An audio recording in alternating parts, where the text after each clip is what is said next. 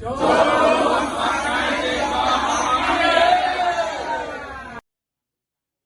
តជាធំធេងមែនទែនអត្ថប្រយោជន៍ដែលទទួលបានពីវិស័យទេសចរនៅក្នុងវីដេអូនេះខ្ញុំនឹងលើកឡើងចំណុចសំខាន់ៗទាំង8ដែលទទួលបានអត្ថប្រយោជន៍ទាក់ទងជាមួយនឹងវិស័យទេសចរចំណុចទី1ទាក់ទងទៅនឹងការលូតលាស់នៃសេដ្ឋកិច្ចកម្ពុជានៅក្នុងឆ្នាំ2025ប្រទេសកម្ពុជាយើងទទួលបានចំណូលពីវិស័យទេសចរស្ទើរតែ 10% នៃ GDP របស់ប្រទេសកម្ពុជាយើង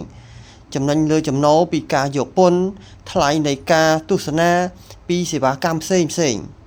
ទី2ការផ្ដល់ការងារផ្ទាល់តាមរយៈសន្តាគារការដឹកជញ្ជូនប្រតិបត្តិការទេសចរឬក៏ការងារផ្ដល់ប្រយោជន៍ទៅដល់កសិកម្មខាងសំណង់ឬក៏សិប្បកម្មទី3គឺការអភិវឌ្ឍរចនាសម្ព័ន្ធដូចជាអាកាសយានដ្ឋានផ្លូវថ្នល់សម្ភារៈប្រើប្រាស់ផ្សេងនិងអត្ថប្រយោជន៍ដល់ប្រជាជននៅតាមតំបន់ទី4ការបន្ថយភាពក្រីក្រឱកាសរកចំណូលនៅតាមតំបន់ជនបទសហគមន៍ដែលផ្ដោតទៅលើទេសចរទី5ការអភិរក្សបែបវប្បធម៌